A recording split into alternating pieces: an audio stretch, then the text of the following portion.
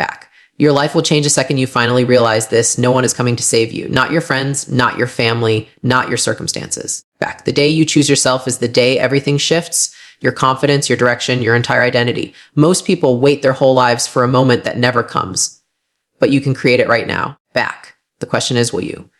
Your life changes the moment you choose yourself because that decision breaks the pattern you've been stuck in for years. It back. The pattern of waiting for someone else to decide when you're worthy, ready, or allowed to move.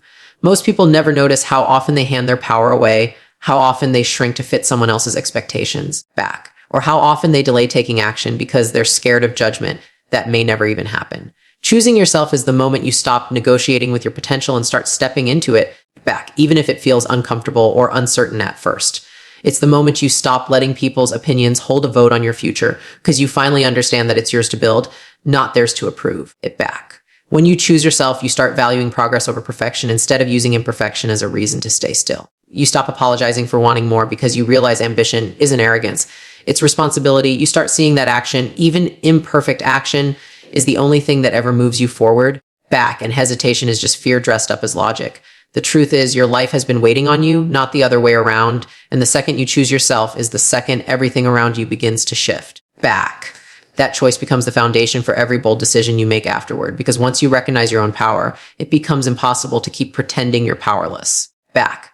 Most people are conditioned to believe they need permission before they can live a life that actually matters, which is why choosing yourself feels radical even though it shouldn't be. Back. You've probably been told to wait for timing, wait for confidence, wait for approval, but all waiting does is delay the exact experience that would give you the confidence you're hoping for.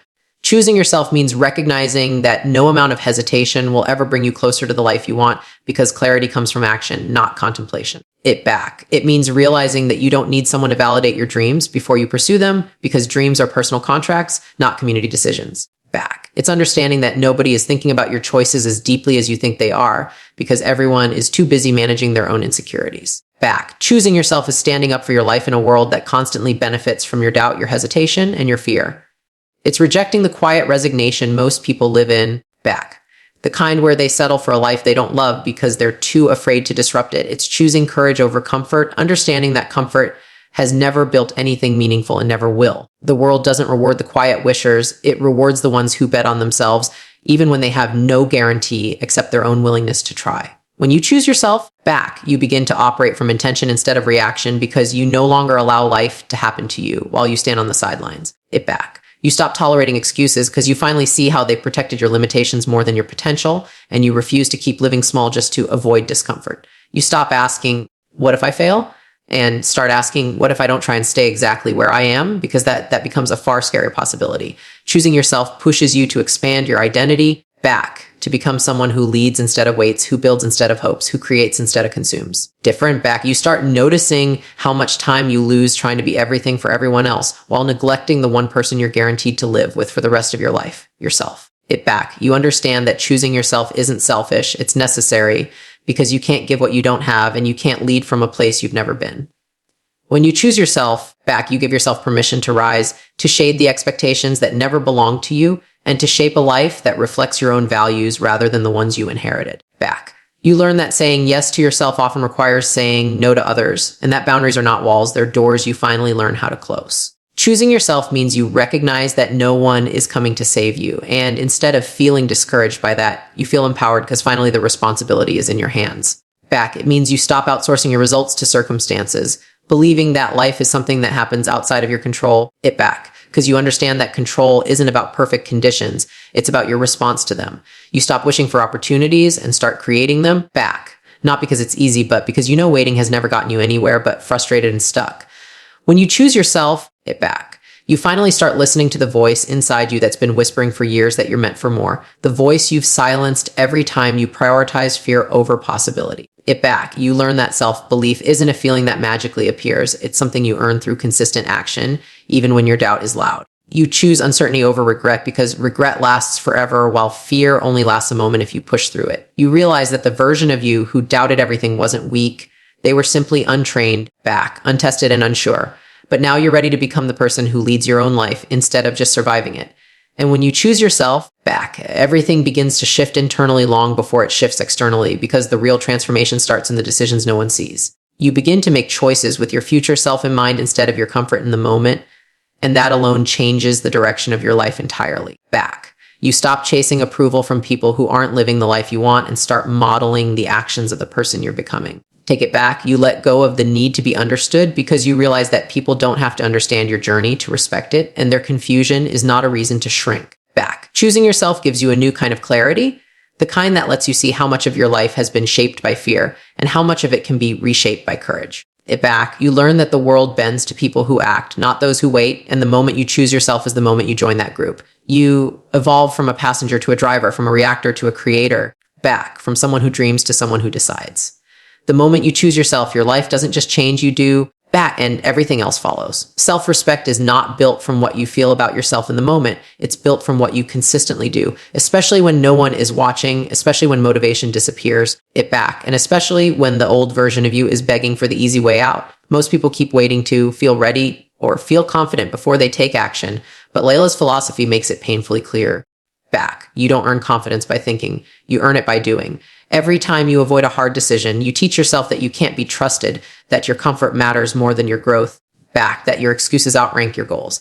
But every time you follow through on something you said you would do, even if it's small, you reinforce a different identity, one that is reliable, disciplined, and capable. Back. Self-respect grows in the moments you choose discipline over impulse and responsibility over emotion, because that's when you prove to yourself that you're not controlled by fleeting feelings.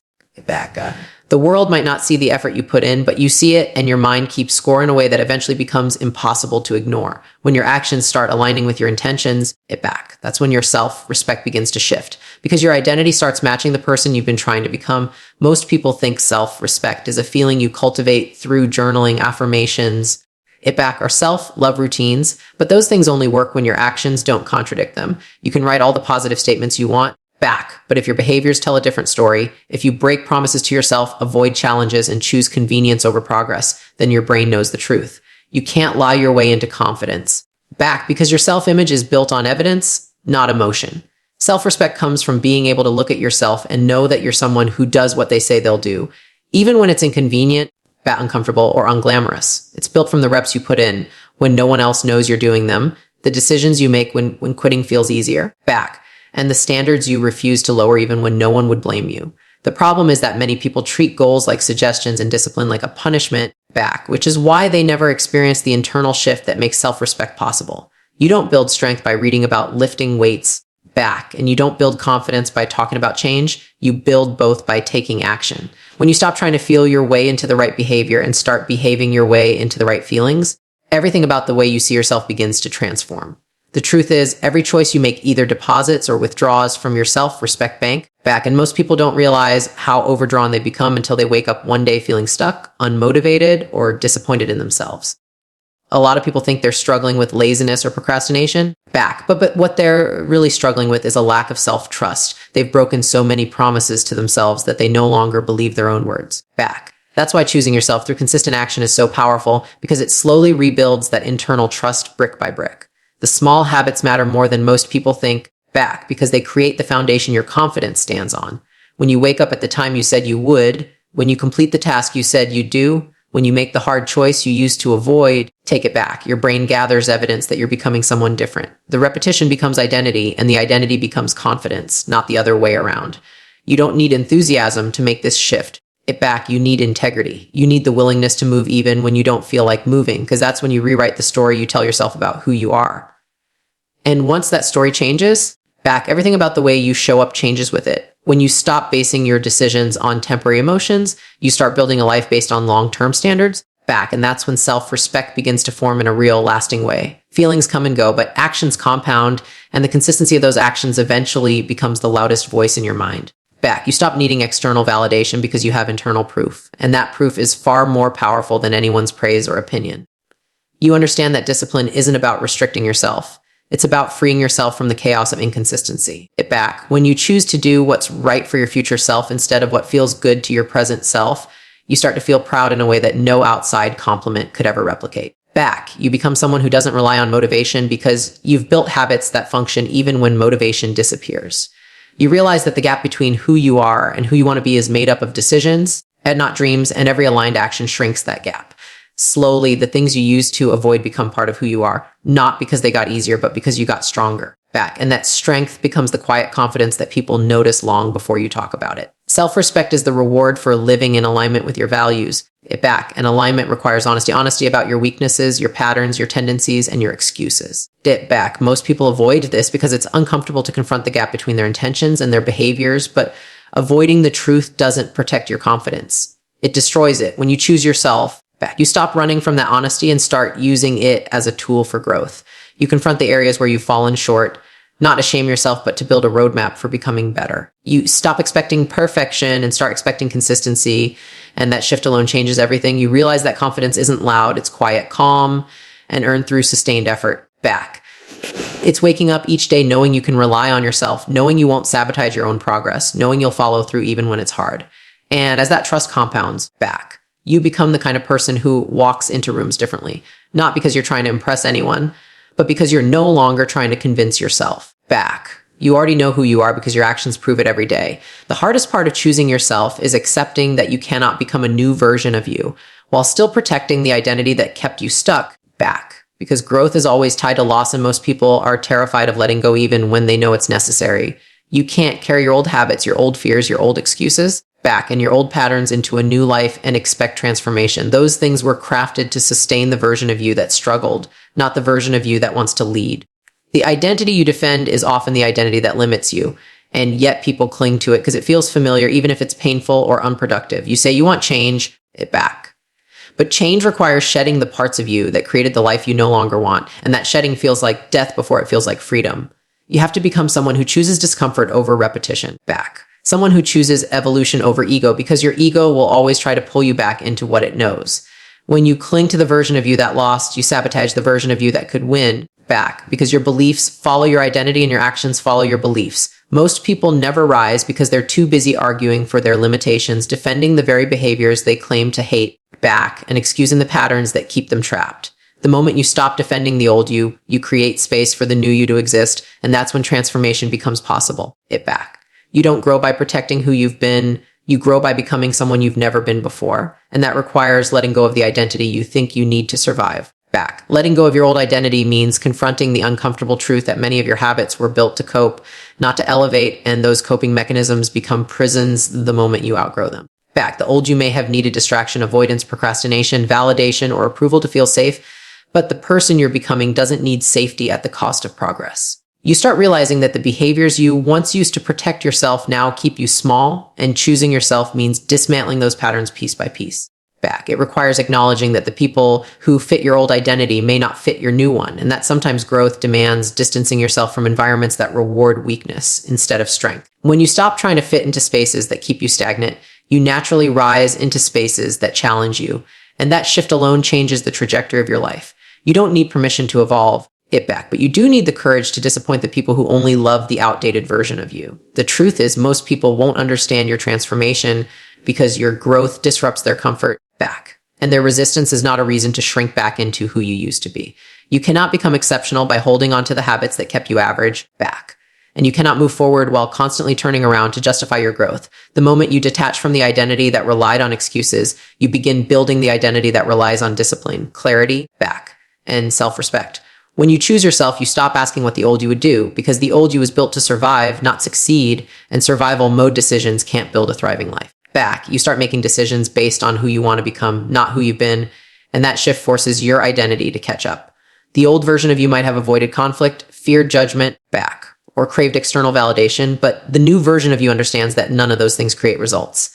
You stop believing that discomfort is danger and start recognizing it as a sign that you're expanding, back, and that realization becomes one of the most powerful tools you will ever have. The habits that once felt impossible start becoming normal, not because they got easier, but because your identity shifted to match them. You start acting like someone who takes themselves seriously, someone who makes decisions aligned with their future instead of their fears, and that alignment builds momentum.